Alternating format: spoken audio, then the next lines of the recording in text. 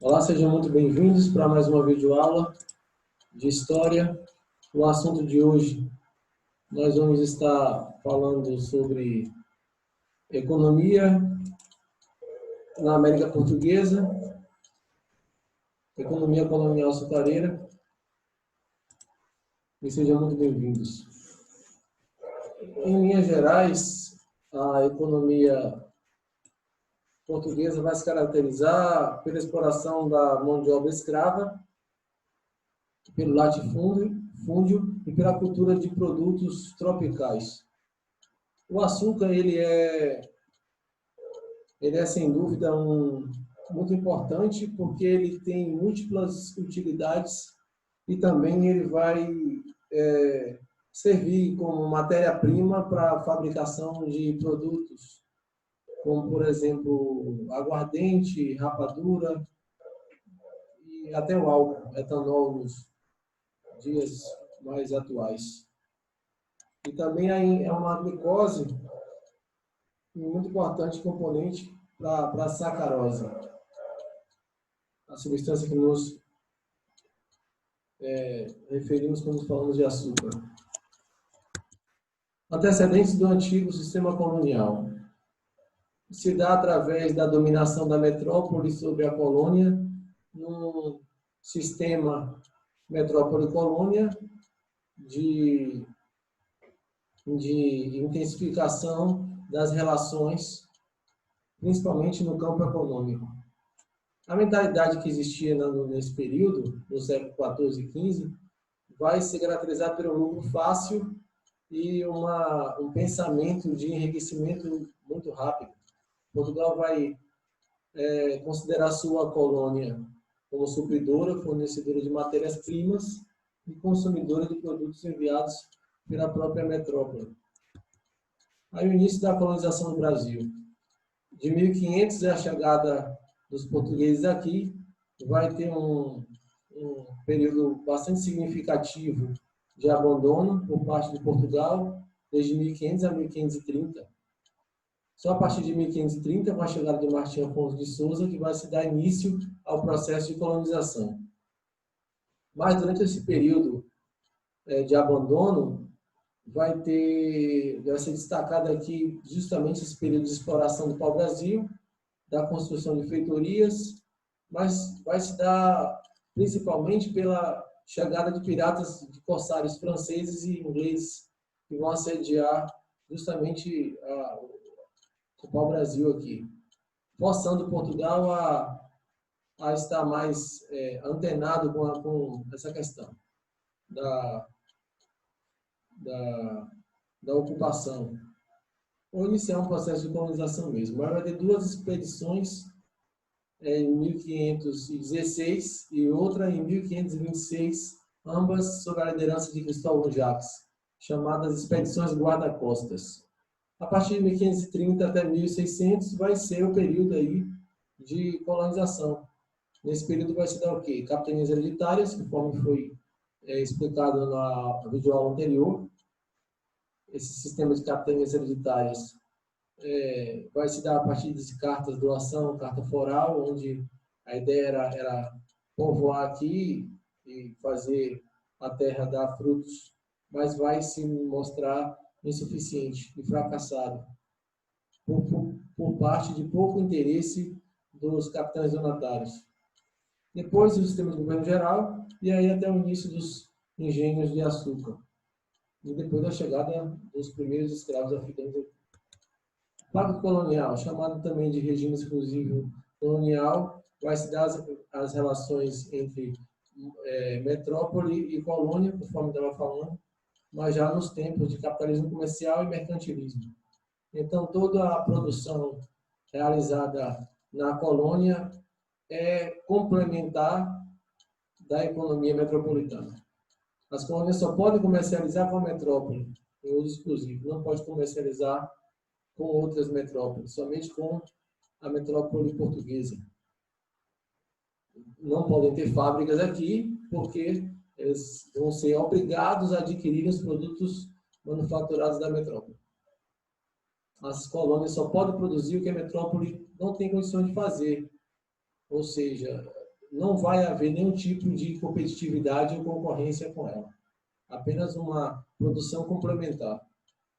As colônias devem produzir em larga escala, a baixos custos e com o máximo de lucratividade, para dar algum tipo de retorno. Senão, não vale a pena o empreendimento. Pacto colonial, a estrutura do pacto colonial é a agroexportação. Colônia americana, que é aqui a colônia de Portugal, e tudo que vai ser produzido aqui vai para a metrópole na Europa, completando o ciclo de expansão e exploração por parte da metrópole sobre a colônia. Investimentos. Portugal, ele para promover a efetiva ocupação da colônia, ele vai encontrar um produto que possa gerar uma lucratividade. Esse produto vai ser a produção de cana-de-açúcar. Tinha tido uma leve experiência de produção nas Ilhas de Madeira, Açores e Cabo Verde, e percebe-se que o Nordeste brasileiro vai se mostrar uma região muito boa para esse tipo de produção, devido à questão do clima quente, úmido e o solo massapê, iniciando assim o processo. Então, Portugal tem tudo nas mãos, só não tem investimento para fazer, porque tem as terras, Portugal terá facilidade de conseguir mão de obra, tem a ideia do produto para montar a empresa, agora só falta um parceiro econômico, e ela vai em busca disso. Apesar de todas as experiências anteriores e condições favoráveis, era necessário muito capital para a produção de açúcar, para de fato ganhar um tipo de lucro. Como o Reino de Portugal não dispõe de recursos necessários, promoveu uma aliança com a Holanda, na concessão de empréstimos aos donos do engenho. E aí, então, está formada a empresa. Uma empresa, ela não tem apenas um único mecanismo de direção ou de administração. Ela precisa de uma parceria. Nesse caso, a parceria vai ser consolidada com a própria Holanda. Etapas da produção do açúcar. Então, escorremos aqui 5 etapas. A primeira é a plantação. A segunda etapa vai ser direcionada na moenda, onde esse caldo vai ser levado para o forno depois, nas caldeiras, para ser cozido e depois as impurezas retiradas. Terceira etapa, o melaço vai ser produzido, é colocado em formas de barro, em formas de sino, com orifício no fundo, onde vai ficar até solidificar. Isso lá nas casas de purgar. Quarta etapa, depois os pães de açúcar eram levados para os galpões, onde eram quebrados. Tem-se então o açúcar mascavo, o açúcar preto e a rapadura, onde posteriormente eram vendidos para os comerciantes. E a última etapa é a questão do refinamento. Era uma etapa mais delicada porque não fazia aqui na colônia, era parte do acordo feito com a Holanda, já que o Brasil e a colônia não detinha esse tipo de técnica e aparato para fazer o refino. Então, tanto o transporte, o investimento financeiro primeiro, quanto o transporte e quanto o refinamento depois da distribuição vão ficar a cargo da Holanda. Aqui etapas de produção, mais uma ilustração. Aí em cima destaca-se as andainas, aquela parte que colocava os pães de açúcar. Citamos também aqui a aplicação do barro, a aplicação da água sobre o barro, depois a cristalização do açúcar, que depois era retirado, depois era separado dos pães de açúcar, até ser batido para o encaixotamento. Essas são, então, as etapas da produção. Aqui mais um esquema da produção, como a gente está falando. Preparo, o que não serviria era bagaço, serviria também como forragem, ou então para alimentar os animais, até chegar aqui outra parte da moagem, concentração do caldo, que já é destinada à cristalização, para ter o açúcar mascavo, depois para ter a rapadura e para ter o mel, e, enfim, esses produtos, açúcar, mascavo, rapadura e mel, ser comercializado e distribuído. Então, empresa colonial açucareira, colonização de base agrícola, no sistema de plantation. A economia colonial resulta da dependência ao mercado externo, ou seja, uma produção voltada basicamente para o exterior.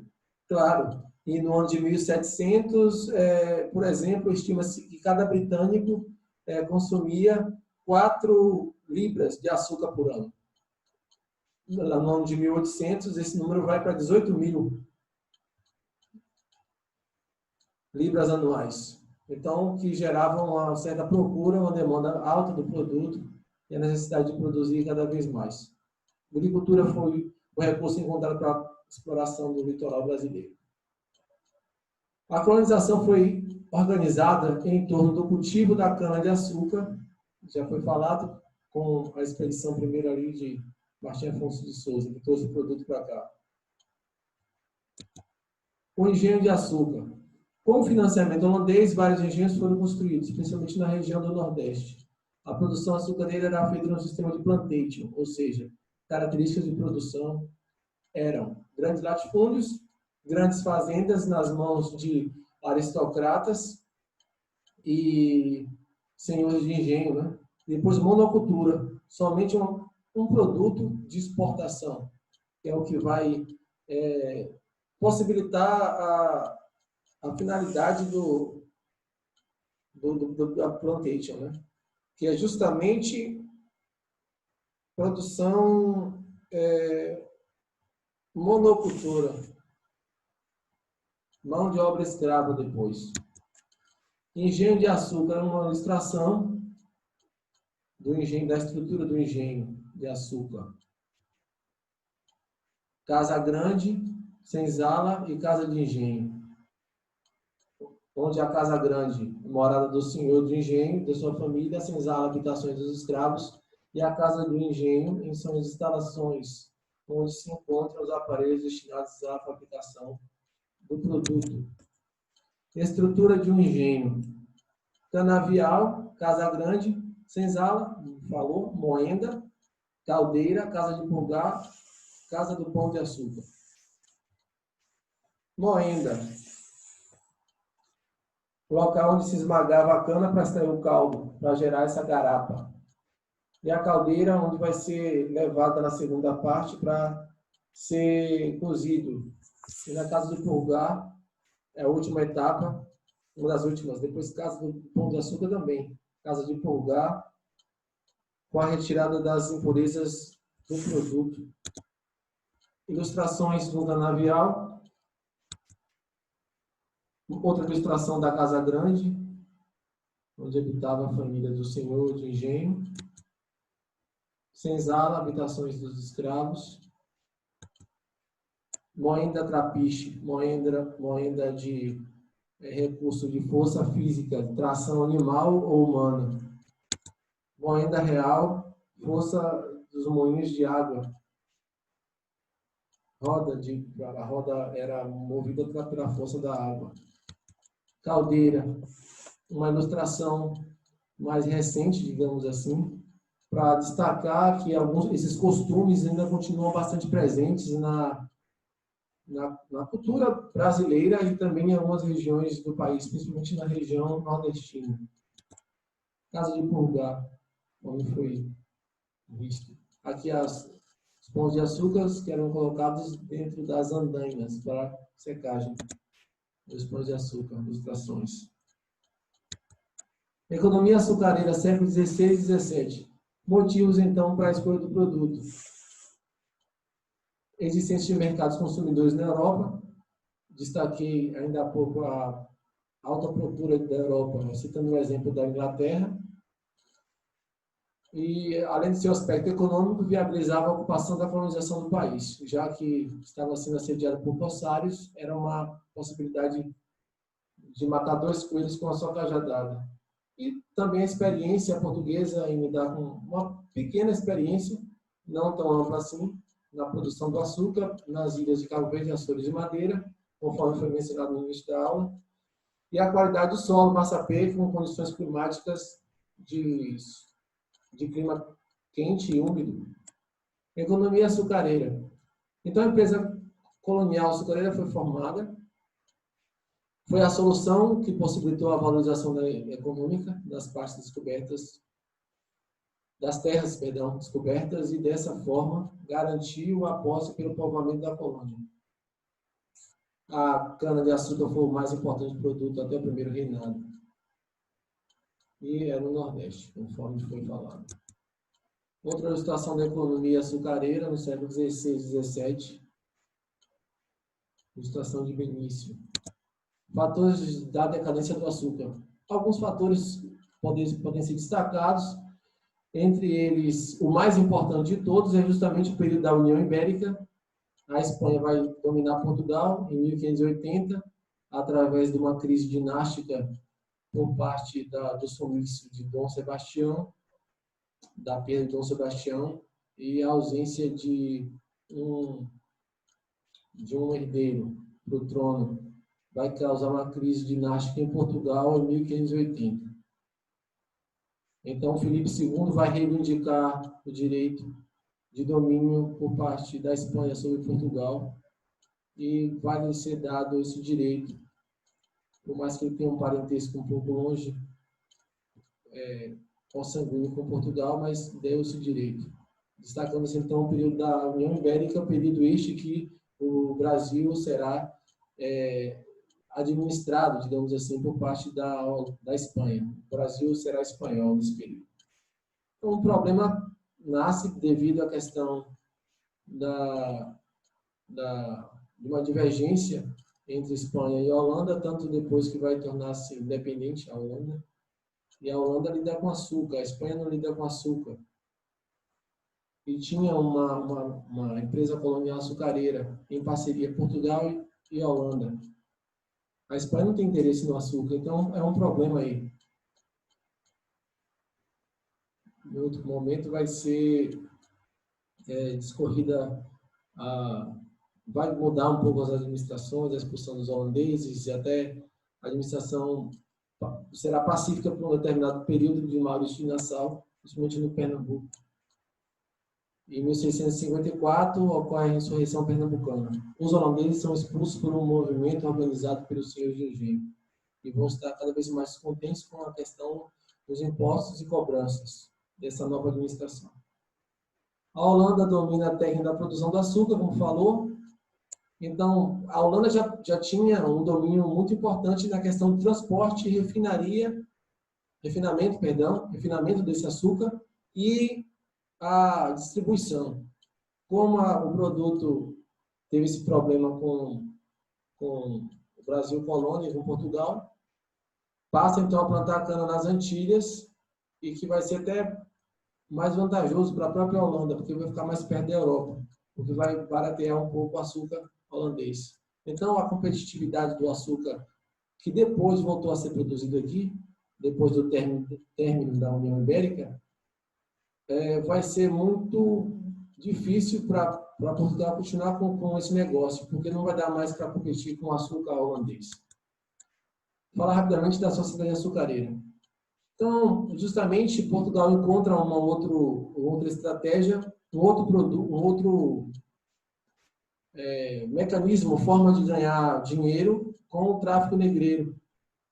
No engenho, formou-se uma sociedade estratificada com pouca mobilidade social, conforme foi mencionado. A sociedade é composta apenas por 3 grupos sociais: senhores de engenho, que são aristocratas, homens livres e escravos. Entre esses homens livres estão feitores, capatazes, mestres do açúcar também.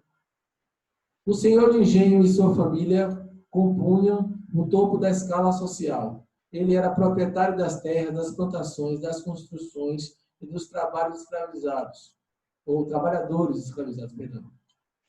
E livres. Todos que estavam no engenho deviam obediência e obrigação ao senhor.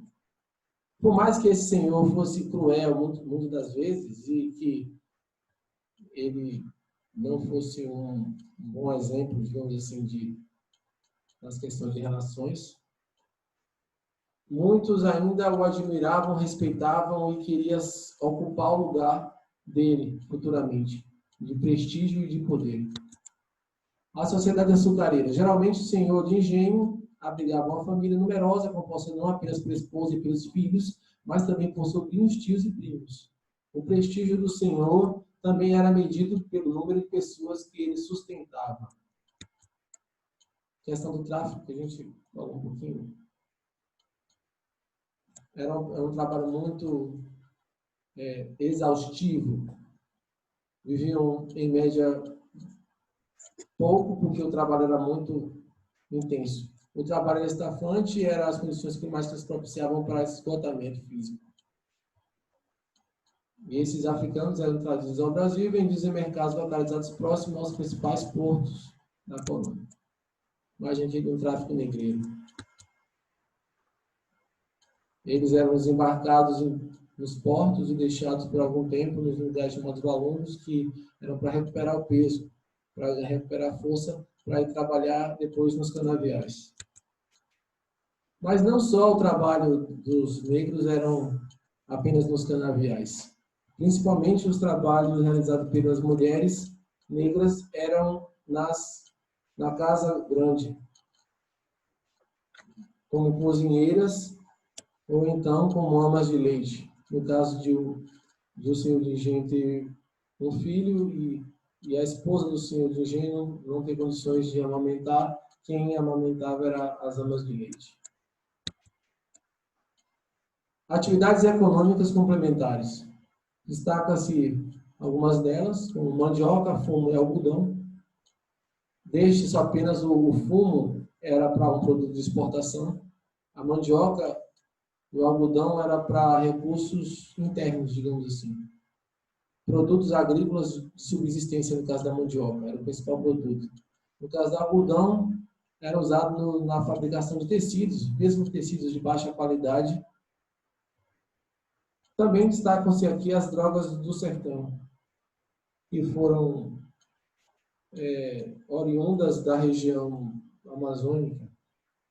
E para garantir a ocupação do território, no início do século XVII, a coroa vai criar o estado do Maranhão e do Grão-Pará.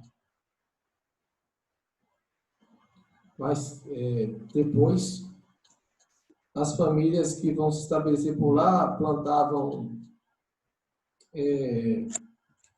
gergelim, urucum, essências, tinha todo esse tipo de droga do sertão, cravo, canela, cacau, guaraná. Ação e exploração das missões religiosas com mão de obra indígena. Continuavam, então, as tropas chamadas tropas de resgate, que eram expedições militares que iam escravizar esses índios, para fazer escravos para trabalhar nas fazendas. Facilitou o reconhecimento e povoamento da região amazônica. Aqui, ilustrações de drogas do sertão. Nessa última ilustração, destaca-se aqui alho, cebola, pimenta dedo de moça, canela em pau. Não sei se aqui é mirra. Talvez seja mirra. Então foi isso. Essa é a videoaula sobre a formação da empresa colonial açucareira. Um grande abraço e até a próxima.